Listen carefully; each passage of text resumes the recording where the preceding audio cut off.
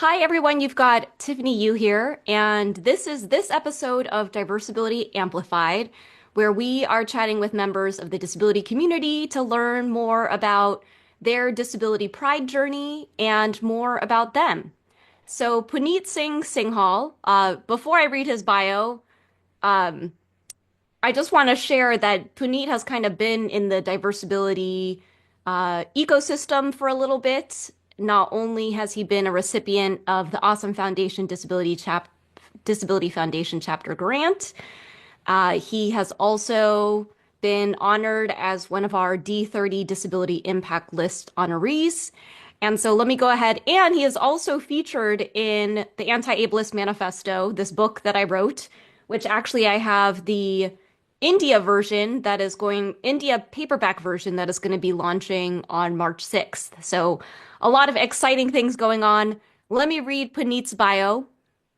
Puneet Singh Singhal is a disability rights advocate and an accessibility professional. He's a co-founder of Billion Strong, an organization working towards empowering persons with disabilities globally.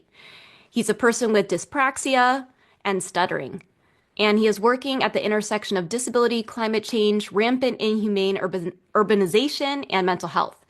Recognized by Forbes for his efforts in workplace inclusion, Puneet was also honored with the Commonwealth Innovation Awards 2023 for his contributions to disability inclusion worldwide. His commitment seeks to empower marginalized communities and create accessible environments for all. Born into poverty and facing domestic violence, his experiences fuel his passion for advocacy. Hi, Puneet. That was a lot. Welcome, welcome. Thank you so much, Tiffany. It's really a lot to listen to your own bio. I was getting really anxious. Yeah. No worries. And tell our audience where you are joining in from. Also tell us what time it is where you are. Uh, yeah. So I am joining from New Delhi, India, and right now it's 3:30 a.m. and I'm wearing a black headphones. My hairs are black, kind of brownish as well, and I'm wearing a check shirt, kind of dark blue and brownish. Yeah, and I'm an Indian man. Really looking forward to talk to Tiffany tonight. Yeah, thank Awesome. you. Yeah. And thank you for the reminder. My visual description, I'm a Taiwanese American woman with short black hair, and I'm wearing a beige colored dress with floral prints on it. And I'm joining you from Los Angeles, where it is 2 p.m. in the afternoon. And I am sitting next to a copy of my book, The Anti-Ableist Manifesto, that has this yellow to orange gradient cover. So the first question I always like to ask is around disability origin stories. And so I know in your bio, you mentioned kind of your diagnoses. I want to better understand. I know you had a little bit of a journey toward getting those diagnoses as well. So can you share a little bit more about your own journey of claiming a disability identity? Uh, Thank you, Tiffany. First of all, congratulations for the anti-ableist manifesto. It seems like like a personal victory to me as well. I'm so happy. I don't know. Seriously, like it's such a I would say, uh, acknowledgement of our community globally, and being a small part of it, I'm really blessed. And also, I've shared some things in the Iblis Manifesto as well, which I would request everyone to read it. And something around diagnosis as well, if I remember closely. I don't remember, but I actually shared. I'm looking forward to actually read the book. But actually, I'm really excited. And also, this process of self diagnosis and then getting a formal diagnosis, I think it's a very uh, tedious task in countries like India, where neurodiversity is still seen as some kind of taboo. But I'm very happy to share that things has been changing a lot. In last 2 years, I can see people talking about mental health. I can see people talking about neurodiversity. I'm so very excited to see what's next, in this journey of this country towards, neuro inclusion. I'm really looking forward to that. And I just so happened to find the place where Puneet is mentioned in the book. I believe you're mentioned twice, so we'll talk a little bit about both of them, but I thought I would read read the contribution. So it says Puneet Singh Singhal is an accessibility professional in India who lives with multiple non-apparent disabilities. In 2021, he decided to seek a formal diagnosis for dyslexia and dyspraxia. And here is Puneet's quote. During the diagnostic process, the professional, renowned in New Delhi, recognized my achievements and contributions to our society.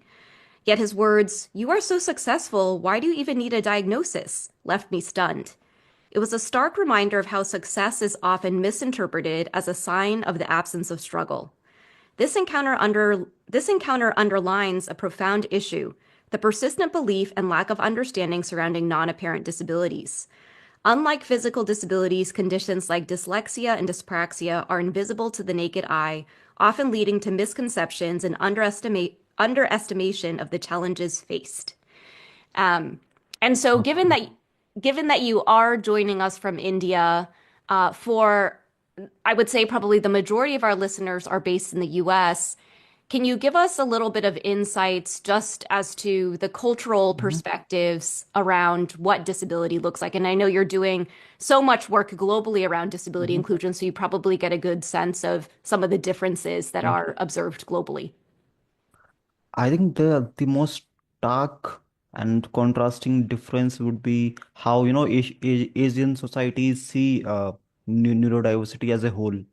And uh, it's kind of still seen as a burden, and it's a very overwhelming experience for people who are actually going through it. So I would say it's a very kind of a beginning stage for our societies to actually uh, uh, kind of acknowledge these conditions, and also to look at these conditions in an objective way, instead of pathologizing, or using some insensitive derogatory terms regarding these conditions.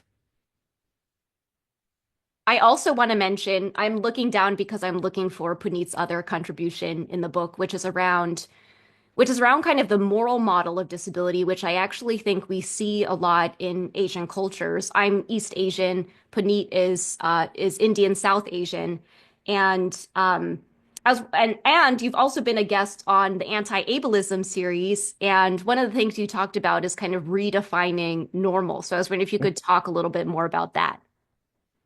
I think it's very normal to use the word normal in that sense, because people actually use normal uh, for non-disabled people, for people who are cisgender heterosexual, right? So for LGBTQ community and for disability community, I think this word uh, normal is very toxic, because it is used against us, to somehow give us the, that thing that you are not normal.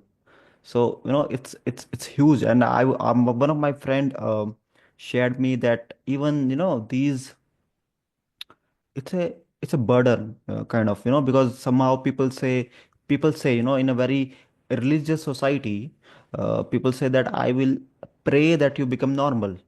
So the prayer itself become a kind of a punishment, so I think, and it's present in every religion. I'm not talking about just one religion. So here is something where all the religions meet against disabled people. So there is, I would say, it's quite common in every religion. Yeah.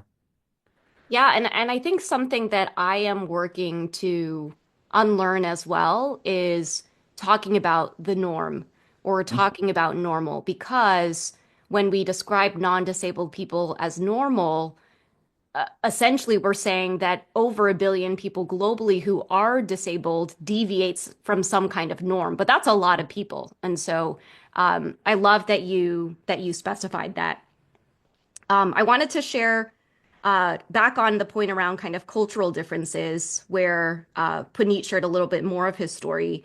And this is in a chapter in the book talking about the different models of disability.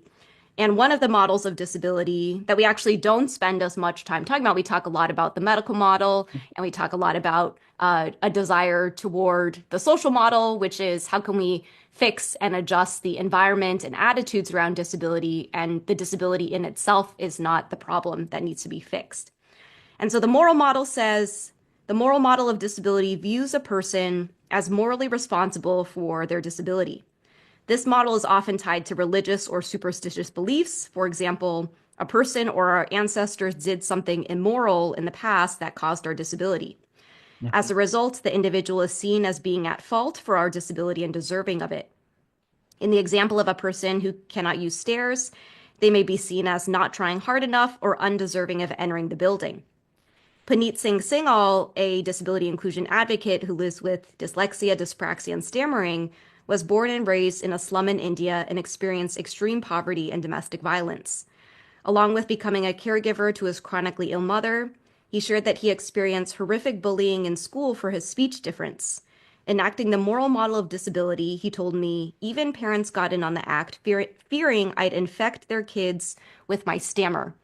And so it was Mm. kind of this idea that somewhere in our ancestral lineage, there was this bad luck or some curse on the family that made it so that now had disabilities that were then would be contagious on and rub our bad luck off onto other people. Mhm.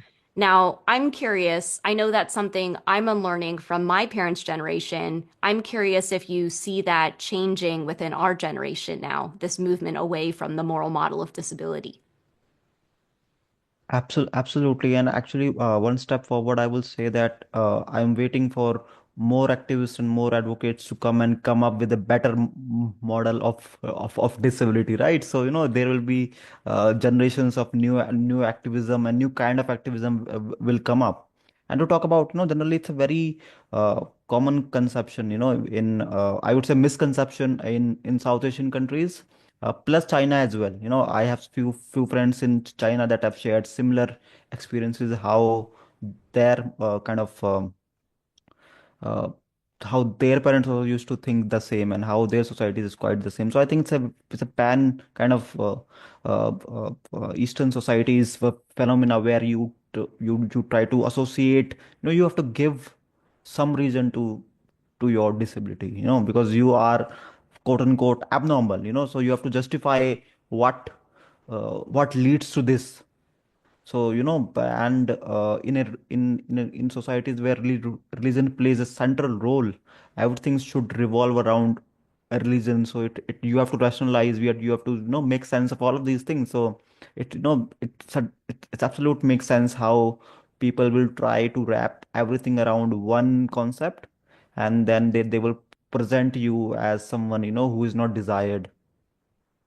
That's so interesting. In many ways, I believe that religion was the first community. And many of these religions may have viewed disability through the moral model or through some other harmful models that said that we were undeserving or there may have been some bad luck somewhere. And we were actually having a conversation in Diversability a couple of months ago around the role of spirituality in our lives if we found that whatever religious communities we originally were a part of weren't necessarily serving us. And what I thought was a really fascinating takeaway from that conversation to me is that many of the community members within our disabled community, spirituality to them meant being a part of a disability community and finding uh, that broader anchor for or that higher level anchor for advocacy. So I feel like we spent Absolutely. Diversibility was something for me, coming and meeting to community members, this having discussion and conversations on various topics, it was healing. It was certainly healing, and spirituality for me, it's pretty much like, how you can heal yourself. And if that comes with, community healing, if that comes through, you come to know that you are not alone, that itself is a very very strong message, that okay, I have someone to fall back on. So yeah, that was really helpful, and I absolutely agree with you. Yeah. Uh, talk to me a little bit about some of the work that, talk to me a little bit more about Billion Strong, some of the initiatives that the global community is working on together. Yes. So right now we were working with Indeed to make their job platform more accessible and inclusive for ourselves. And in the beginning, they were we were also thinking that okay, what to do with with the money part and all of these things. But in the journey, we both realized that it's not the money, it's the intention that will lead us to results. So for example, we worked on the job description part extensively, how we can make the job description very simple and plain for not only for neurodivergent people, also for the people who don't have English as their first language. So if we can tweaks these small little things, and nudge people to become more accessible as an organizations, so I think that played a huge role. How we can uh, think of such solutions which doesn't require much of resources, which doesn't require that much of but intention. So it was a huge lesson for me, for the team, for Indeed, and for ourselves as well, that the mindset that is more important, and how you shift that mindset. It will be changing the whole trajectory of how we see accessibility, because generally we see accessibility as kind of a bothering thing, that okay, oh, this is, we need to do this, or we need money or that. So there are a lot of excuses, there are some valid reasons as well, but more or less we generally think of this as that okay, this is little troublesome, it will bother us. But no, this is not the case. We have simply realized that things can be done uh, in a very smooth way as well. Yeah, and one of the things you're highlighting with that partnership too is I've been thinking a lot about how almost at every single point of the hiring process, there could be unintentional exclusion of disabled people, Absolutely. right? So the Yeah, work that you're doing around job descriptions, simplifying the language, looking over the requirements to make sure that there aren't unnecessary requirements included or phrased in a language that may yeah. be unintentionally deterring a qualified disabled candidate from applying. All the way Absolutely, to, from interview things how even how we see confidence, because especially how neurodivergent doesn't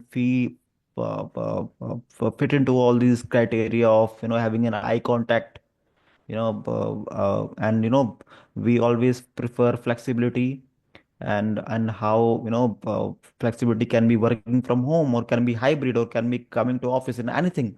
So giving that person that choice, it's not about that always all the neurodivergent people will only take one option. No, I think it's about the option part. So I think this opens up a lot of doors to accessibility. yeah, I had this aha moment as I was doing some promo for the book where I looked at the definition of inclusive design, which Hmm. says you have multiple design variations so long Hmm. as you achieve the desired outcome. And then I thought about what accessibility and accommodations are is multiple design variations so long Yeah. as you achieve the desired outcome, which in this case could be how you engage with an office space, right? So you talked about home, hybrid, office, having all of those, having the flexibility to provide those different design variations, enable someone who works in those environments to do their work best. Um, And Tiffany, it's so interesting, that because I look up to you as as one of my role model, and when you say that you are still learning, accessibility is such a broad thing. We cannot even say that we are an expert in this. It's such a broad concept of being accessible. I think I'm always intrigued by this. Some with some organizations claiming that we are 100% accessible. We don't even know what is 100% accessibility. Well, that's also why I use the language inclusive design versus universal design, because one of the things that we are learning is that you can have two people who have access needs that may conflict with each other.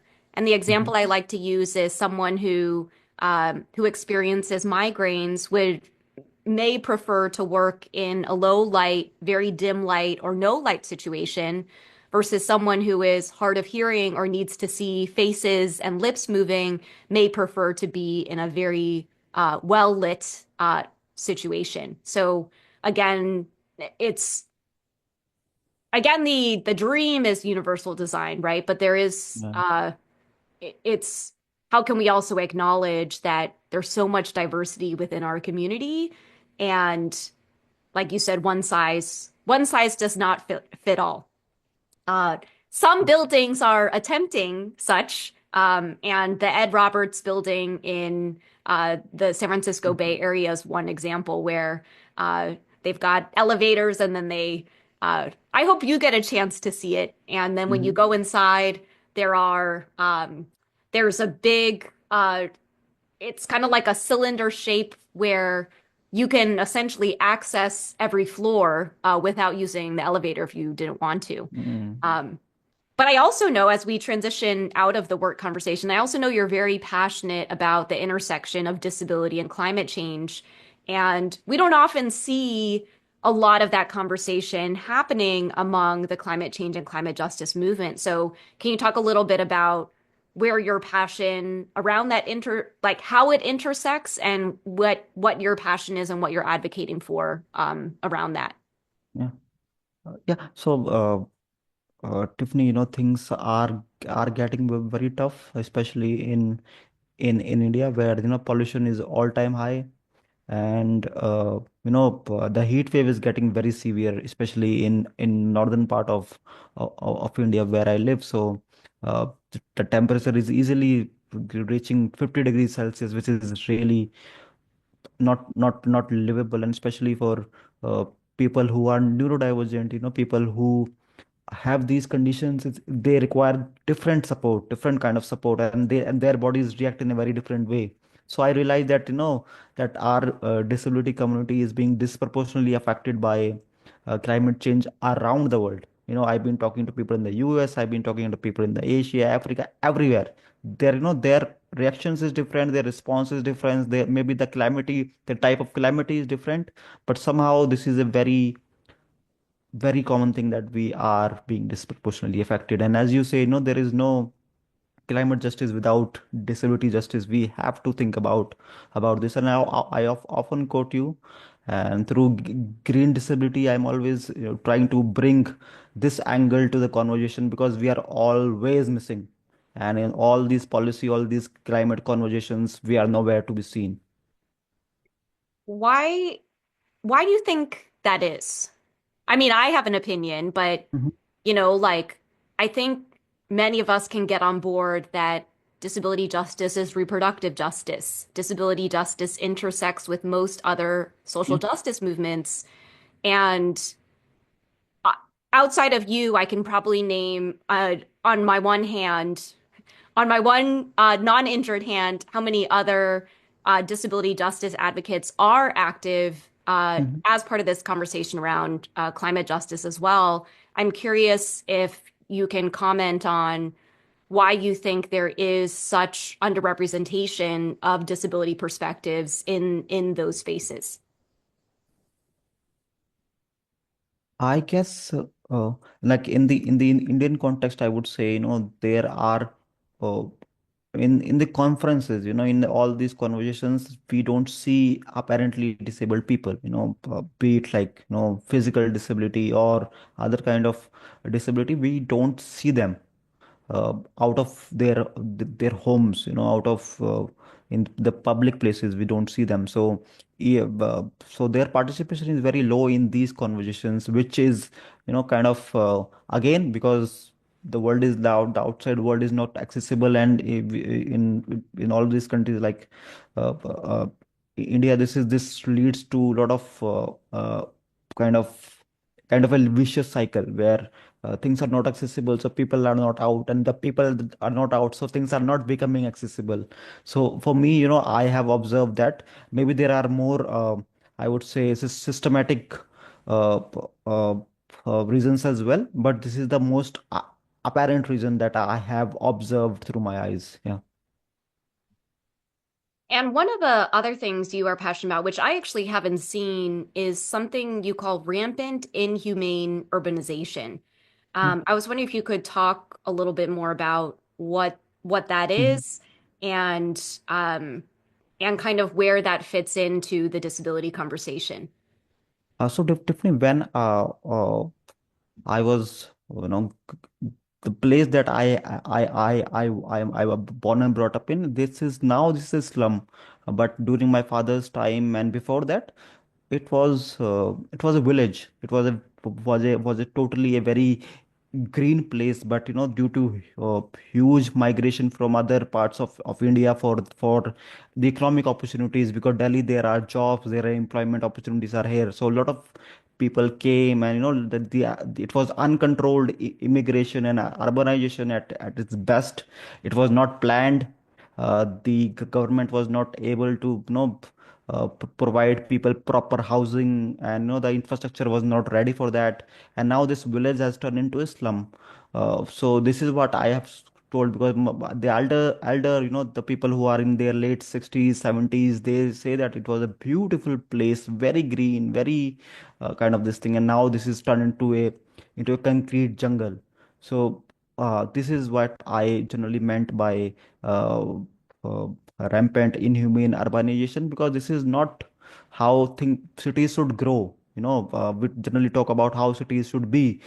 I only know one thing, that we should not make more cities which we are running from, because we all say we want to live in some countryside, we want to go to the mountains, we want to go to the beach, because we are building these kind of cities where no one wants to live, and we are keep on building these new cities, especially in countries like India, which is like hugely urbanizing. It's a developing country, so it's kind of again is a cycle which is we are repeating, and disabled people are nowhere to be seen. If generally people with, there are some neighbors of mine with Down syndrome, so I have never seen her outside of of their house, because it's so much polluted. She cannot no tolerate all of these kind of things, that the heat and the pollution, so she's always at home. So these we are always at the receiving end, be of any kind of calamity. Yeah.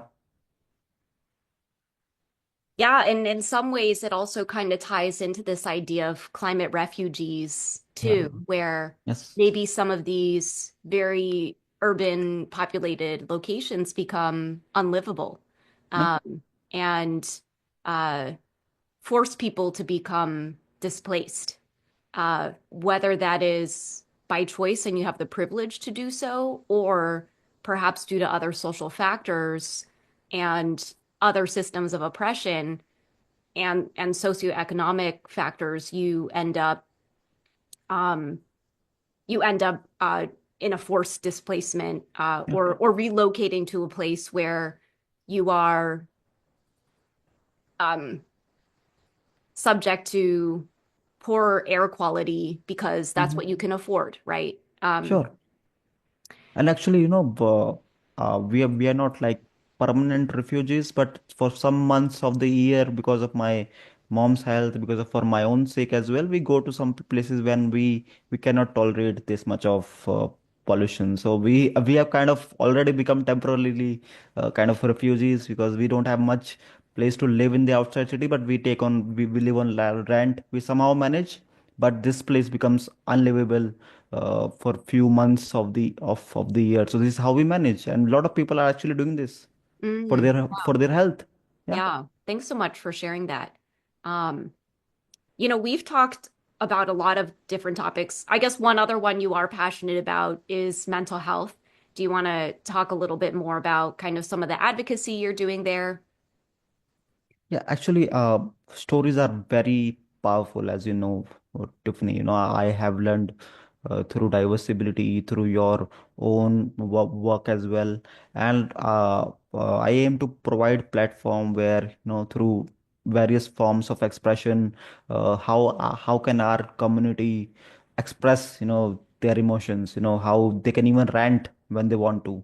So I think these kind of conversations and these kind of activities, be it of any kind, but just talking, maybe writing, maybe speaking to someone. So this kind of small community meetings are we're trying to do some kind of these things as well, and also planning to have some conversations, like some recorded conversations as well, in regional languages, because most of the people cannot speak English, and the language is not English. So we are also planning to have some conversations, maybe some recorded conversations in regional languages as well.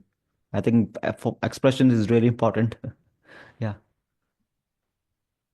Potential exclusive news that we have a podcast coming soon from Puneet. Um, and Yeah, yeah, and you need and to I have your captions on for English captions. Yeah.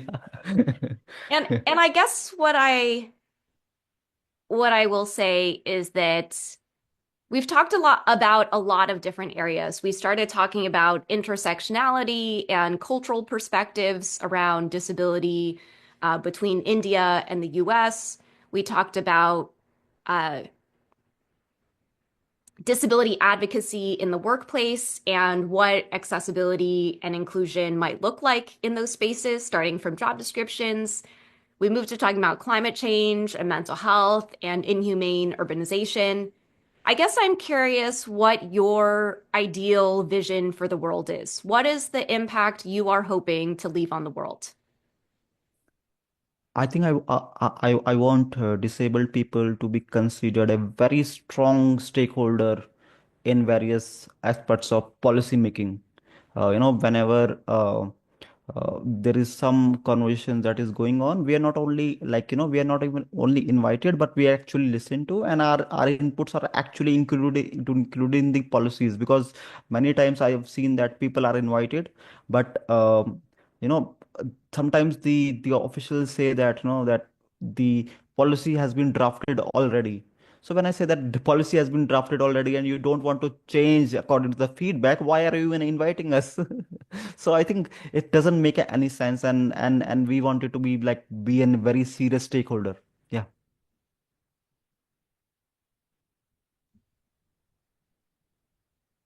I guess as we close, I'm curious what being disabled and proud means to you. I think the way uh, the way I operate. it's it's the how way I manage my daily life, the way I take care of myself, the way I try to take time for my own self care. I think I'm very disabled and proud. I love that. And are there any projects that you're working on right now that you could use some support on?